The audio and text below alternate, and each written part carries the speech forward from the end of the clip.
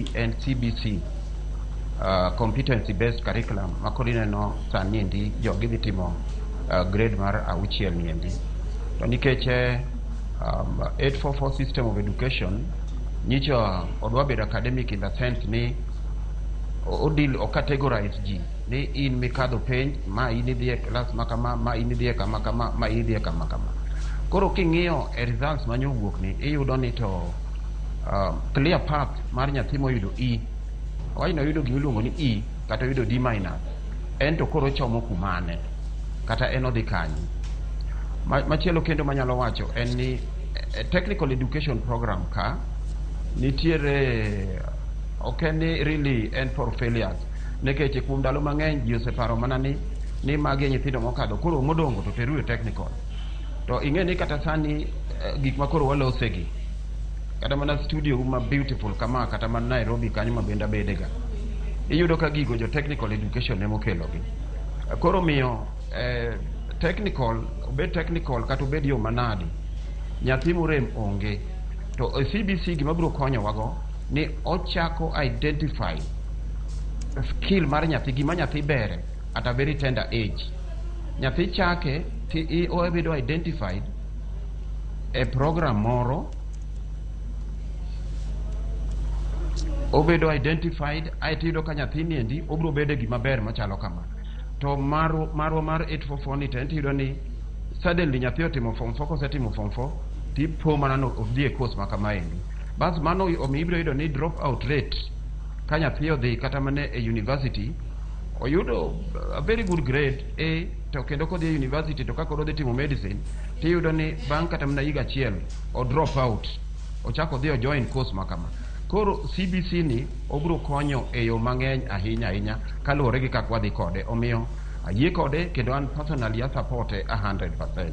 Erokamano ahinya Charles Akach. Ka waduogo iri kendo ang'imiwa ler mathoth ni free primary education be nokonyo wanya bedo ni kaka wan jogo manotiyo kode wan gi neno mopogore opogore korka kore ka kisebedo ka irango weche mag somo nyaka achiel kod mago maga jopuonj bende. Ng'anyo ne nitie ndalo no koso ne odok piny ahinya e kinde telo mara Mwai Kibaki. Ka waduogo timake mana gi kanyo nikech sane wadago ng'wech achiel kachiel kendo wadhi nyaka e od bura mamalo kama watudre ko jafambo marwa Lydia Okeyo. Lydia, nyaka sani weche chalo nade? Aneno ka jotelo mathoth sichopo kanyo, nyalo bedo ni isedo jotelo moko to chenro kochako sani kadhi nyaka odiochieng' mar tich adek chalo nade kaluwore gi mago ma iseyudo kaka jafwambo mantiere od bura kawuono? Lydia.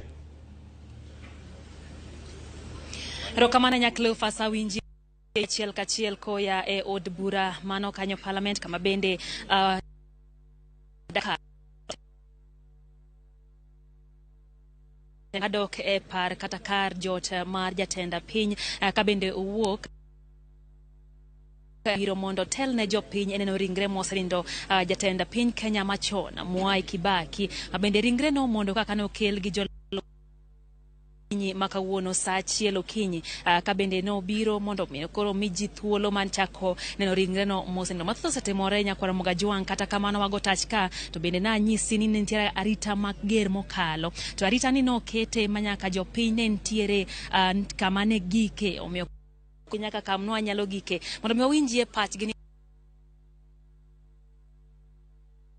mano to mar jatenda piny mar adek bende wagoyo go tache kar od bura ne. Owenga. Erokamano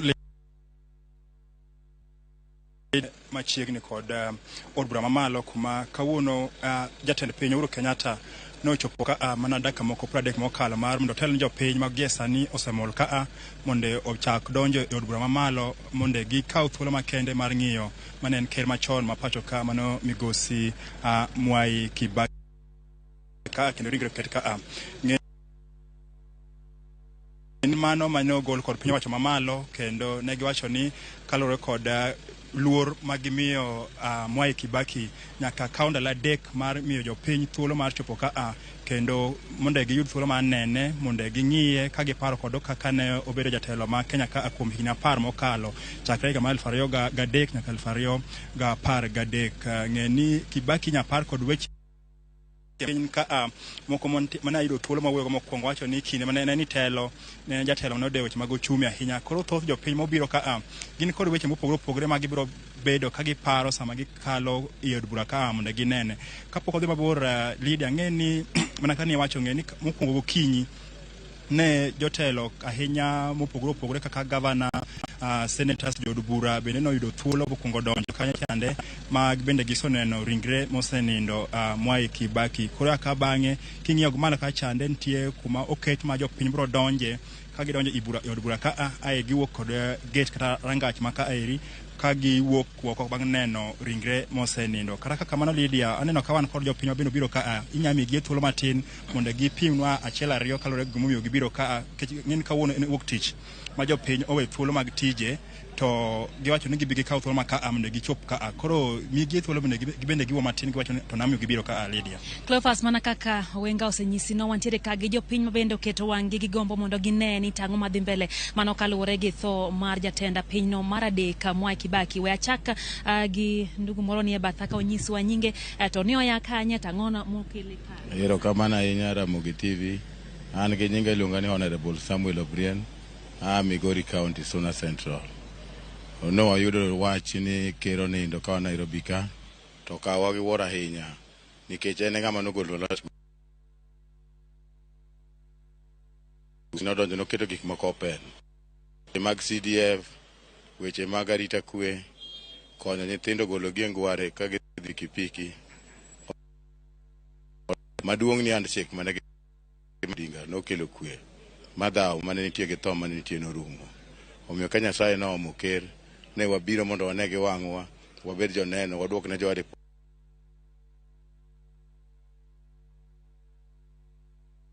dar to waywak mana kipole to wamor nikech ubiro ka mondo kon jopthurwa gima dhi mbele. Wamor ahinya gi TV, Ramogi TV, kendo meduru jolo jowa mondo ng'e gima dhi mbele ka waywago ker. To gima litnwa ni baba onge sani makoro waneno mwili ka body mar president to baba ni oko. Azimio jomokwongo kele ne Raila Odinga kod Mwai Kibaki madhe semo Uhuru bende chako timo kama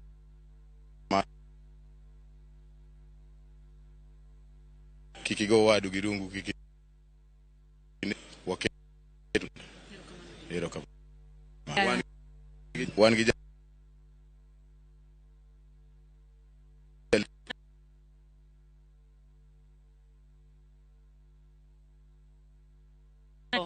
no mar jatenda piny Kenya mar adek Mwai Kibaki. Erokamano. Nyinga Joseph Otiep, Ajalejo Maria Mwasuna.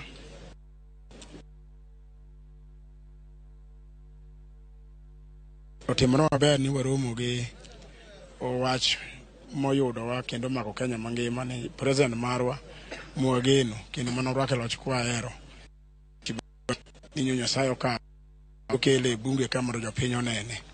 To gima nyalo wacho kuom president marwa ma Kibaki, ma former president moto, ni gik moko timore kuom jaluo koro nyadiriyo. Unogo ne kura gi chuny achiel kendo 99% kuom Kikuyu en president Mwai Kibaki makoro nindo ne. Kendo sani wagombo ni kwe mane joluo kelo gi Kibaki mogo ne kura mang'enja ochako timre sani ni Kikuyu mondo go kura mane jaluo gonegi gi chuny achiel nyaka ochop sani kik lokruok moro amora bedie. Nikech Kibaki manwagone kura 99% cha ema koro nindo ni. Samo nindo ni ema kendo koro jaluo makore go Kuyu obedo gimoro achiel mo Kuyu ogolo jaluo mondo bede president. Koro gimbe gitim na tim mane jaluo timo cha mondo jaluo timo cha mondo Mwai Kibaki gi chuny mokwe. Mane gima nyalo wacho.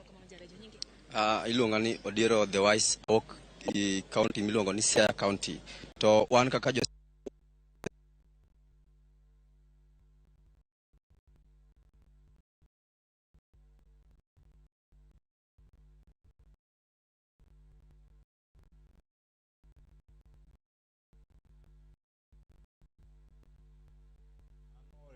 choponwa wagoyo mos ne ok debadhi nyime kod winjo pach jopiny mantiere e alwora mar od bura ma pacho kae. Mano twak mikelo achiel kachiel kod jafamo marwa Lydia Okeyo kachiel kod Eric Owenga ka gintiere Bura Nairobi kae. Kendo report makamago wadhi bedo mana ka wayudogi mana kaka sa. Dhi winjo kanyo jotelo mathoth osechopo kar kanyo kendo gichiwo mana luor margi mogik ne jatend piny Kenya machon mano Mwai Kibaki. Kendo koro nyaka sani yiena kenda dogi ka wadhi mana ka watieko tielo mokwongo matwak makamae mano wadhi tudre koda Charles Akach ka entiere Kisumo omiwa pache kotengo kod weche go mag somo gigo midhi pargo Mwai Kibaki nyaka sani. Koro Charles mana kane poka kao yueyo machalo koda mamondo dhi e od bura wingi ma Lydia wacho na temo penji kanyo ni kochopo nyaka sani weche milieko ni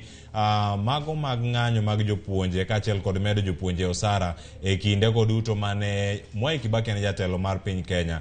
Kinyalo range gi sani pogruok ne kanye tiparo ni kata telo mabiro bang' ka telo masani bobedo ka owuok mano giko dwe mara kata bang' yiero mar dwe mar 8 onego bed telo machalo nade manya kao gik moko achiel ariyo adek moko kowuok kuom mosenindo Mwai Kibaki e weche go mag somo.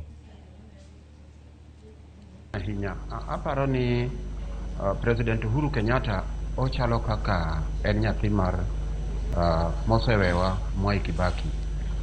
Kanyicho kao telo to mokao kuma Mzee Kibaki osetemo kabisa monyalo to maduong' ahinya ni endalo Kibaki jopuonj nomed msara kendo ne yudo ka weche mag koko gi ne ok ng'eny ahinya nikech kana ng'iyo apart from uchumi mane Kibaki odichga ahinya Kibaki nochako odich gi weche mag somo to bende anyalo paro ni somo no ne number 1 agenda mar President Kibaki nikech mane ndalo ma kogik e higa mar 2003 Kibaki odhi oketo gimiluongo ni free primary education to mane ma nyithindo donje skul mang'eny mapok ne kone historia mar piny nyingi okende yudo ka kata mano be kane timore to jopuonj bende notemo medo msara.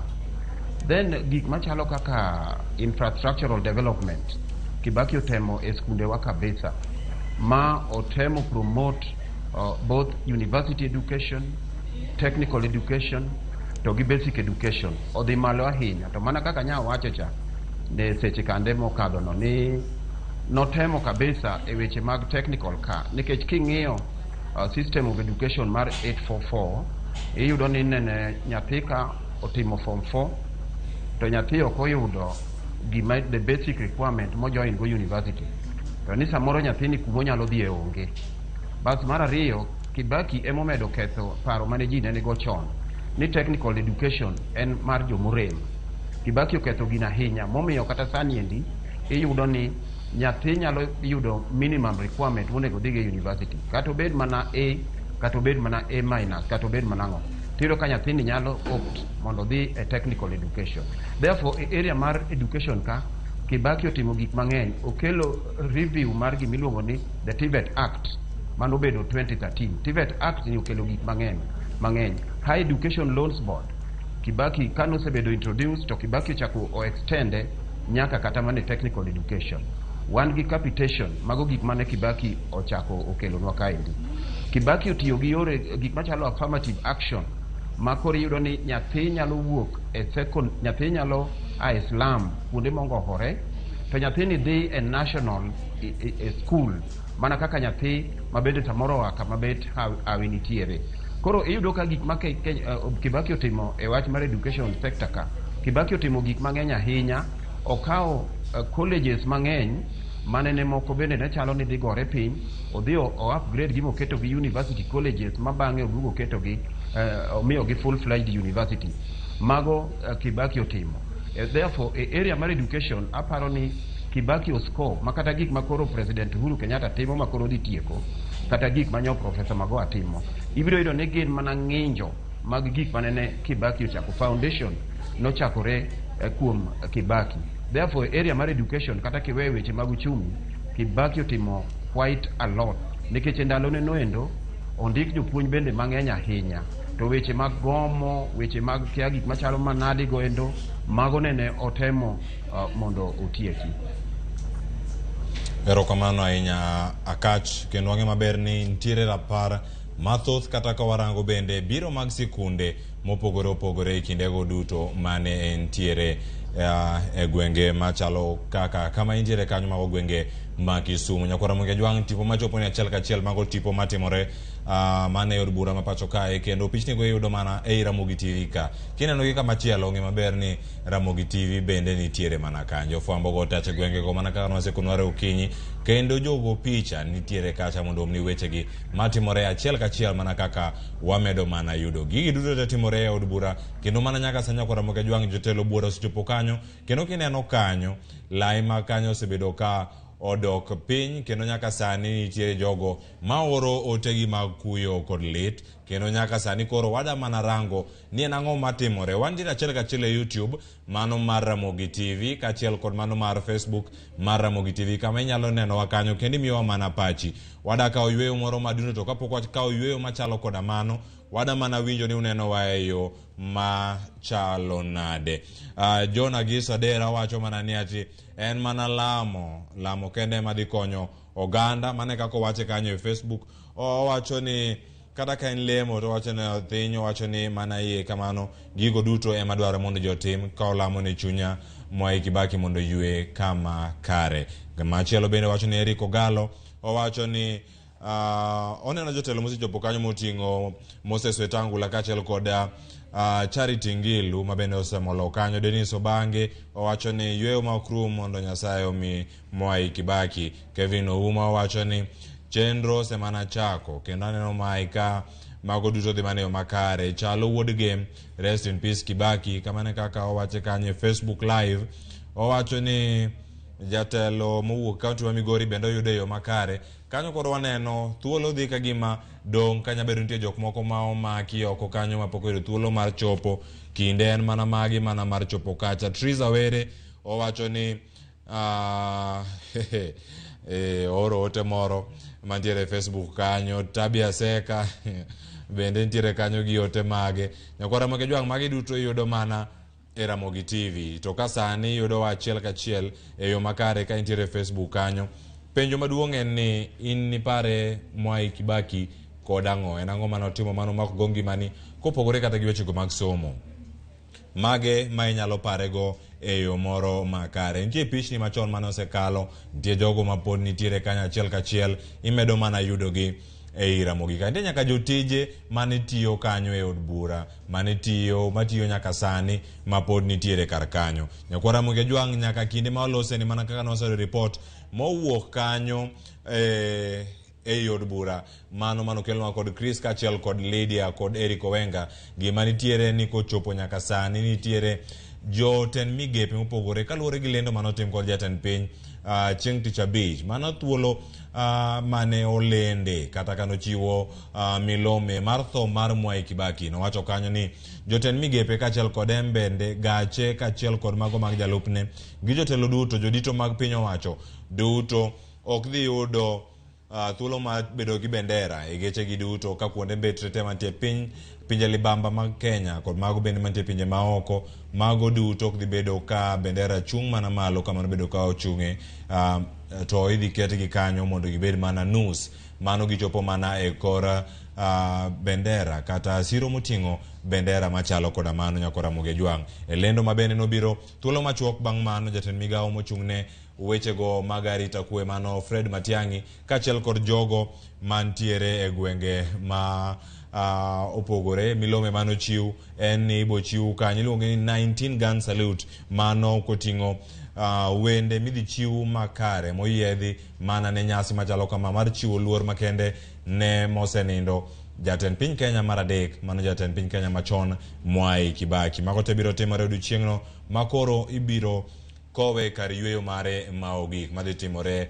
Odhaya kanyo. Chenro dhi bedo nade? Jafwambo mar Volta Nyambaga ni kanyo, kendo ripode bilago bochopo no mana e kinde moko makare ka nyaka sani. Nyakwara Mwai jwang report mantiere ni Odhaya Stadium kata lap tuke no ma Odhaya kanyo kuma ndeke te duto ma joma dhi chopo kanyo mano moting'o jotend pinje mabochopo e iko mara Mwai Kibaki. Jotelo duto mabochopo kanyo gi ndeke makalapapla magiwacho ni gi jotelo mamoko bobedo kanyo kapiyo mana ya lapno ma Odhaya, kendo kar kanyo ikruok makare bedo kware sani nyaka chieng'no makoro ibiro kowe kar yweyo mare mogik. Jafwambo maro Walter Nyambaga nitiere kanyo, obiro ikonwa kendo obiro kelonwa weche manyien go kaka gimedo mana donjonwa. Wakawo thuolo masani mana mar kawo yweyo, wamodh pi matin nikech wang'eni twak pod dhi nyime. Wendowa man Kisumo pod ni Kisumo, wan jogo matayo chenro Nairobi ka pod wanitiere, jofwambowa pod nitiere kor gwenge ka wamedo mana omonu otegi duto, gigo duto ma otimo e yo ma oyiedhi. Iwacho ni kae en Ramogi TV, kae koro wabedo mana wang'i kod iti e kor gwenge mopogore opogore mondo mi wakelni gigi duto kaka dwarore. Watie ka podi gi Sharon kaachiel kod Joyce Oduor. Simfros Okenda pod biro, pod eno bira ko biro kendo kochopo ka odhi kawo mana kuma wawe kae, to ka wawe ka wadhi kawe mana kamano ka wadhi nyime kod twak machalo koda ma. Kete mana ka wakawo yweyo mawachno modho pino, to kaeto waduogo mana e chenro ma kamae. Kete mana Ramogi TV nikech kae ema waomonie weche manyien duto, gigo duto matimore e piny Kenya, e gwenge makaluo koda piny mangima. Kete mana ka wadhi mbele lemo ne chuny ma osenindo Mwai Kibaki.